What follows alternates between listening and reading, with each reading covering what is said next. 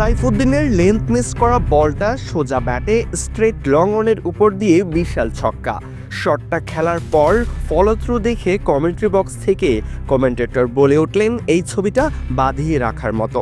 পারভেজ হোসেন ইমন যখন ব্যাটিং করেন তখন এইভাবে প্রশংসা করাটাও যেন কম হয়ে যায়। ৩২ বলে ৪৪ রান, ২-৪, ২ ছক্কা, স্ট্রাইক রেটটা ১৪০ ছুঁই ছুঁই। ফর্মের তুঙ্গে থাকা ইমন কতটা সাবলীল, আত্মবিশ্বাসী ব্যাটিং করতে জানেন তা আজও দেখালেন ঢাকার বিপক্ষে।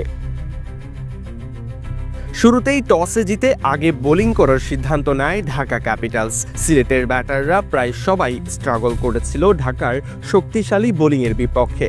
তবে ইমন ছিলেন ব্যতিক্রম। নাসিরের শর্ট বলে কবজির জোরে ৮৩ মিটার লম্বা ছক্কা যখন হাঁকালেন তখন ঢাকার সব প্লেয়াররা তাকিয়ে দেখছেন, এ কী করলেন ইমন।